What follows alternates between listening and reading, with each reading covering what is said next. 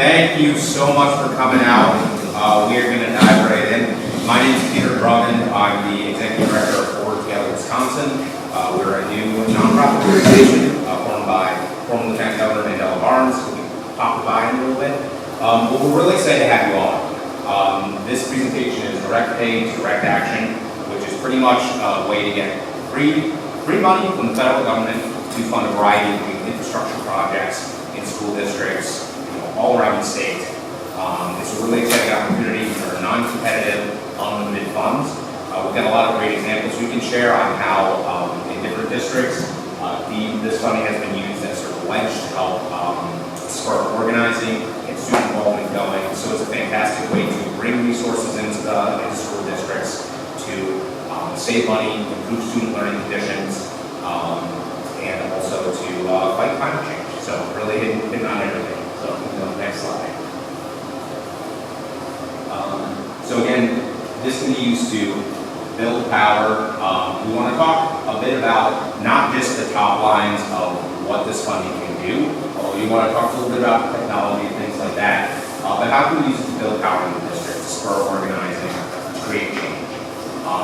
Saving money with a lot of this funding, things like geothermal heat, which could have been prohibitively expensive, is actually now cheaper than replacing a gas boiler. And again, it really cannot be overstated. It really improves student learning conditions, makes the air a lot healthier.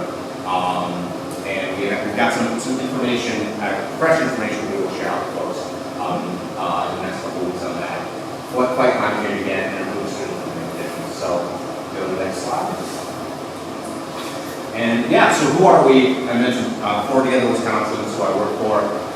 We also are part of a broad coalition. We have CAT, Citizen Action here, Blue Green Alliance, Carly, and then Slipstream. And Undaunted K-12 is a national organization that we work with, which is really at the forefront nationally of helping educate school districts on how they can access this funding. So you'll notice we have a lot of materials from them. We definitely encourage you to take a look at those, take that with you. We can really walk you through the process and walk the school districts through the process of how they can access these funds. And with that, I will be turning it over to Carly. All right. So, as Peter said, we are all working with a national nonprofit called Undaunted K-12. I have this slide up here because this is where a lot of different resources live. So take down this URL. This is where you can learn a lot of the basics about the Inflation Reduction. The fact that it brings new federal funding to schools that embrace clean energy. You can learn the what, the why, the who, and the how. We're going to talk about a lot of that today, but there's a lot of information to take in. We understand that. So follow up, check out the resources. There are a lot of different groups out there that are really trying to help hold school districts' hands and make sure we're getting this money into our schools in Wisconsin. All right, so what is so special about the clean energy tax credits that we're talking about today? Big one, they're non-competitive. I know that school districts are really used to applying for competitive grants, and it's sometimes kind of a crapshoot whether you're going to get that money or not. You don't have to worry about that here. This money is non-competitive. All school districts are eligible. All public entities, for the first time ever, are eligible for these tax credits. They're available through 2032. This money does not have to go through an annual appropriations process in our federal government, so we anticipate that even if something happens, something catastrophic happens in November, this money shouldn't be in danger. This is money that should be locked in through 2032. And that gives us a lot of planning time. I know a lot of folks here are thinking about referenda. We know that a quarter of the school districts in Wisconsin are running referenda this year. We have a lot of time to plan and to do this right. You get the money as a cash reimbursement. I know folks might be thinking, well, school districts don't pay taxes. How are we going to get a tax credit? The way that this works, and we're going to walk you through it a little bit later in a little bit more detail, is when your school district files their tax documentation. This is like an extra form that goes along with it that demonstrates what the project was, how it was put together, what was paid for it, and you're going to get the money back as basically a check from the IRS within 45 days of submitting that form. And it's unlimited. There's no cap on this money. We know that with the Renew America School Grant Program, there were multiple, more applications than what money was available. You don't have to worry about that here. You don't have to compete for this money. Everybody can get it, and there's no cap on what money can go out the door. All right, we're starting to see examples of school districts that are having success getting this money via direct pay. There are examples that we're starting to hear about in Wisconsin. We know there are a number of school districts that are submitting their documentation to get their direct pay payments this tax year. But the big one that we want to show is the Seattle Public Schools, which anticipates receiving $7.5 million in tax credits for installing ground source heat pumps and solar panels at 3 elementary schools in 2023. So the way that this works is once your project is put into service, so like once your building is open and has students in it, that's when you apply and you get your reimbursement. Yeah, Dan. If I could just add one thing, I think it's really important as you're thinking about that planning process and the time period that these are available, it's not a one and done. So if you say, I don't know how many elementary schools Seattle has, but it's more than 3. Yeah, for sure. So if they say, hey, let's get this started, let's do 3. And then they come back and say, that was a huge success, we love it, we want to do more, let's do another 50. Great. You can come back, you can get more money, go back to that unlimited word that Carly was using. And I think a lot of school districts are thinking about their planning in those terms. They're going to get their reimbursement from their first set of projects. They're going to use that money to help fund the second set of projects and build from there. So if your school district feels a little bit uncomfortable with this early on, you can start really small. You can start with a small solar project and build from there. Oh, I got excited and it's spiraled. okay, we go to the next one. And hopefully we'll keep it there. Okay, there's a lot on this slide. Don't get overwhelmed. If you want to take a picture of it, do that. The thing that I want to emphasize here is what technologies are actually eligible for direct pay specifically. So we're talking about heat pumps, geothermal energy, ground source heat pumps. Air source heat pumps, we do want to say, are eligible for federal money, but it's via different mechanism. These are the ones that are specifically direct pay. Solar energy, energy storage, electric vehicles, so school buses as well as other fleet vehicles that your school district makes use of, and EV charging infrastructure. And the ideal scenario, I think, would be that school districts are really planning ahead, thinking about the future of their building stock and doing a combination of these projects, because that's really how you're going to get the most bang for your buck. But if your school district's not there yet, like Dan said, you can start small and come back to this money over the next decade and build on the projects that you're doing. Next slide.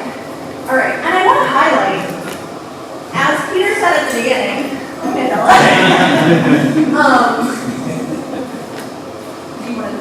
Oh, no, I'll leave you here, please. All right. These tax credits make clean energy in a lot of cases the most affordable option. So this is upfront cost of a gas boiler system for a new school construction project versus ground source heat pump. And this is a 30% base tax credit that you're able to get via direct pay.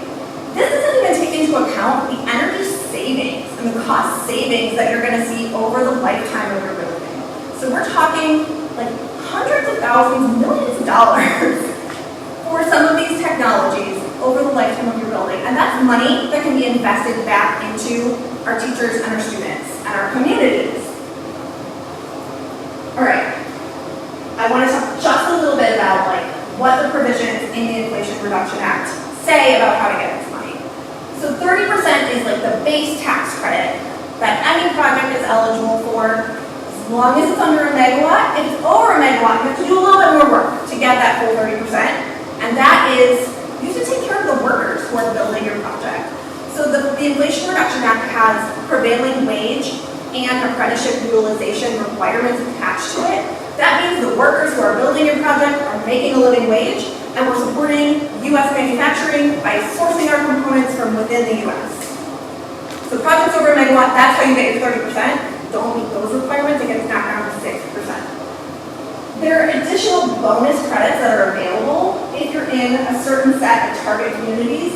These are communities that have been impacted by coal closures and other fossil fuel closures. Communities that are in rural areas, low-income areas, areas with high unemployment, as well as all tribal communities. So if you're in one of those communities, you can get an additional 10 or 20% on top of the 30%.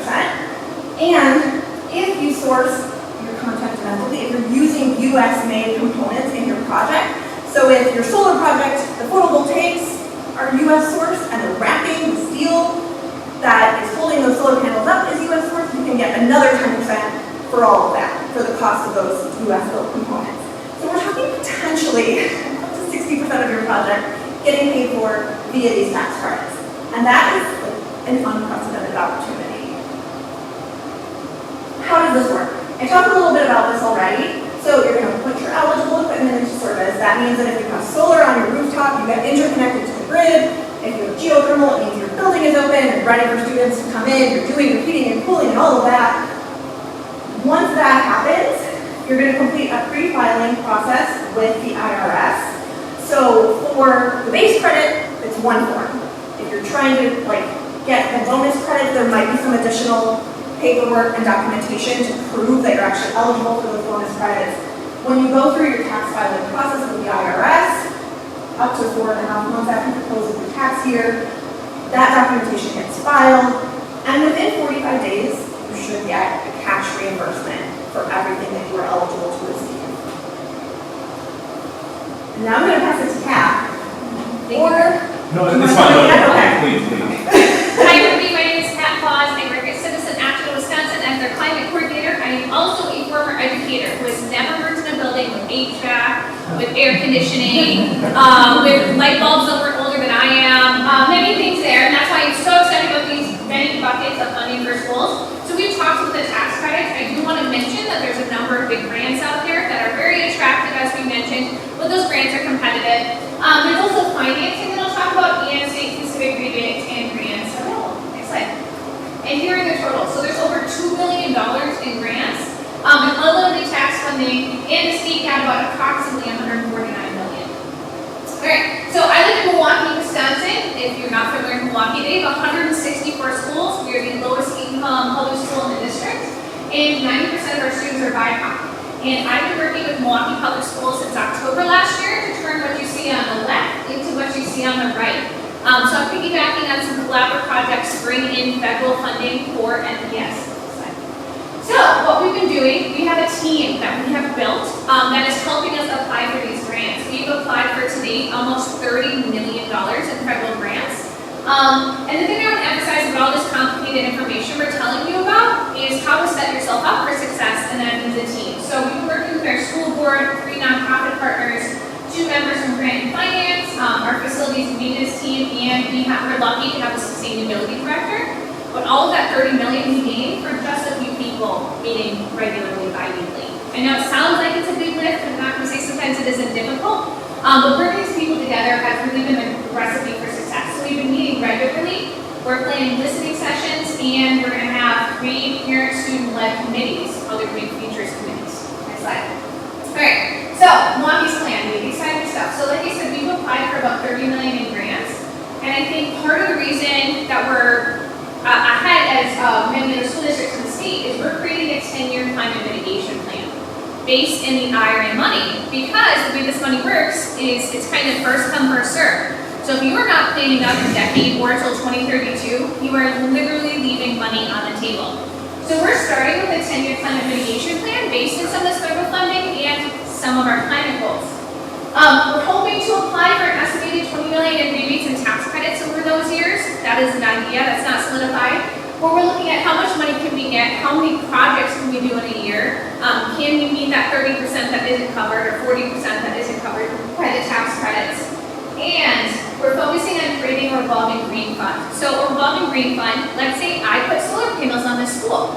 That might save an estimated $10,000 a year in electricity, right? We then take that $10,000 and invest it in an earmarked fund that gets used on future green projects.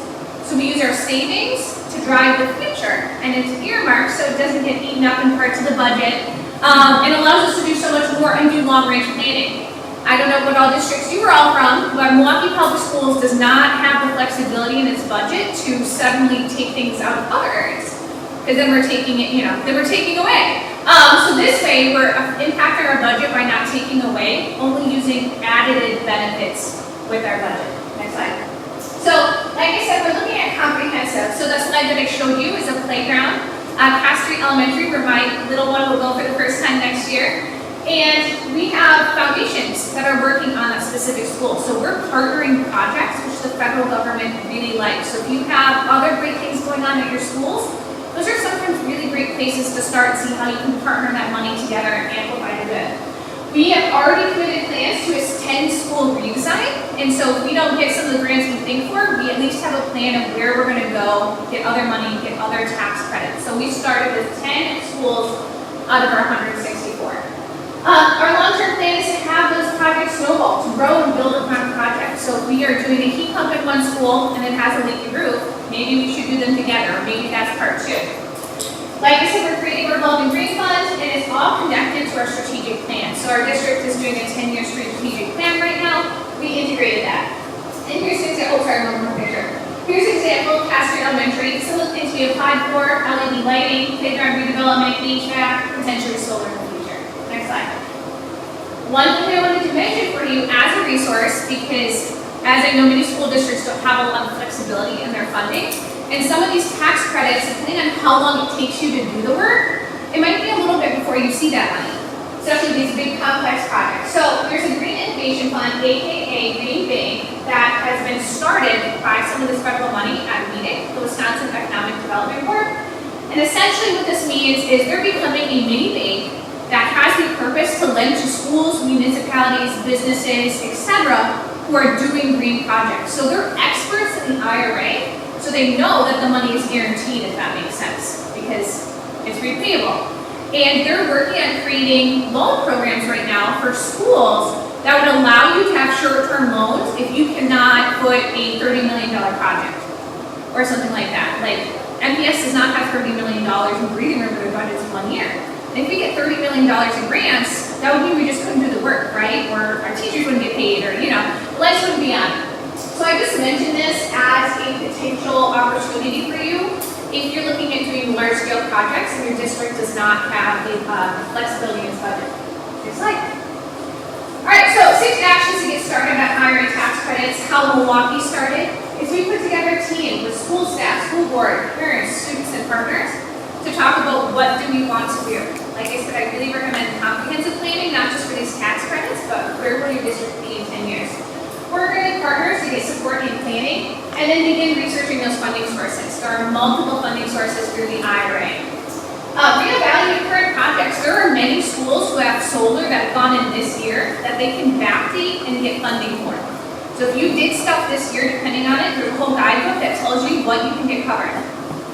Bringing IRA lives to facilities and capital plans. I spoke to many facilities directors at a few different school districts, and they are so excited about this because they have things like a deferred maintenance list, like infrastructure needs, that they can partner with some of this money. And last but not least, create a multi-year plan. As we said, funding goes until 2032. Oh, and next is Dan. I don't know if I should introduce you. No, please. You got a rhythm. All right, well, good afternoon, everybody. My name is Dan Strider. I work for an organization called Slipstream. We're a nonprofit that does a lot of work related to energy and emissions mostly from buildings, but we look at other sectors as well. And I want to kind of bring some of this big federal money and all of that and down to kind of the local level and share a few examples. We had, as an organization, had the opportunity to work with 4 of the school districts right around Madison, Dane County, who had collaborated to apply for funding from the Wisconsin Office of Energy Innovation for support in going through a really in-depth planning process. Because it's fantastic that there's so much money on the table, but the reality is that districts still do need to come up with some money of their own that they're going to need to put as an outlay. So you can't do, where's the name of that movie was, everything all at once, all at the same time. Trying to blank on the actual movie name. But anyways, so you got to figure out how to prioritize and then put a strategic plan together.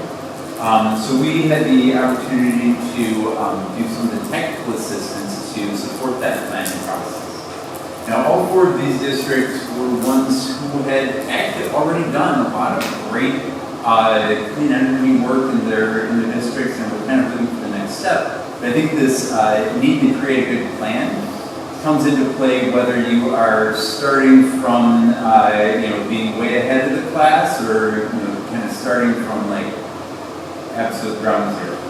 So we'll share some of the lessons learned from that.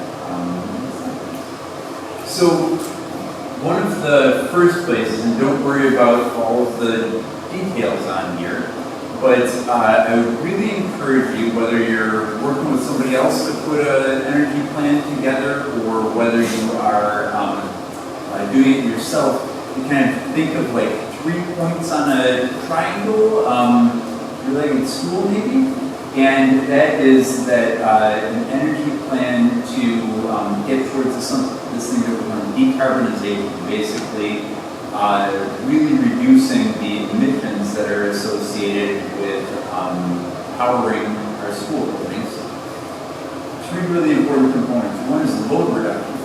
First, use less energy, because if you're going to put solar panels up on the roof, it costs less to put up fewer solar panels. And so if you need less energy, then you save money there. So start with looking for ways to reduce the energy load that you're using.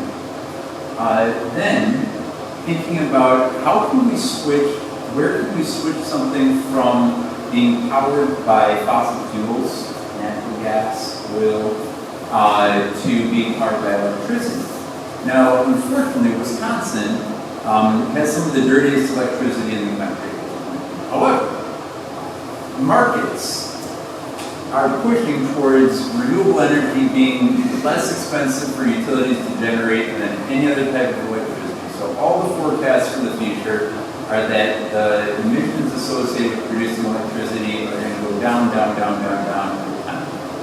Whereas the emissions from natural gas are going to stay like this from now until 1,000 years from now. And so the more we can shift towards electricity and away from natural gas, the more we can reduce emissions. And then lastly, start using renewable energy wherever you can. So using those tax credits to put the solar panels up on the roof, and so you can start producing your own electricity, and that's what we're doing. So in addition to having the right plan for the technology and the funding that you're going to put together, there's some other really important work that needs to be done to build support for this. Because you all know that school districts, energy improvements is not the only thing on the agenda. It's not the only budget item that is in desperate need of more funding. And so some things that you can do to really both build support for whether it's a referendum or a change in the budget, and to make the most of these technologies, these strategies, are a few things. And this is why I brought up that point earlier about Seattle maybe starting with these 3 elementary schools and then planning for 50 or 60 in a future year. One of the school districts that we worked with, they said they now have a net zero energy building. So they're producing as much electricity and energy there as they're using. It's fantastic. But all that started with putting a very small solar panel up as a little demonstration, as a little learning project. People got inspired. It snowballed from there. And so if you can't start huge, start small and make a plan to go from there. Energy, clean energy is also super connected to the classroom. There are science applications, there are math applications, there are social studies applications. So just about every subject can connect to clean energy in some way. And so finding ways to connect clean energy to the classroom is another really great strategy. And I think you'll probably find some teachers within your district who are saying yes, I'm going to do it. There's some examples of green teams, student-led green teams, community member-led green teams, looking for opportunities to save energy in the district. who have created some really fantastic results in terms of district-wide improvements. And then one of the districts who we worked with, they also talked about their school board passed a resolution, passed a clean energy emissions reduction resolution. And so every time that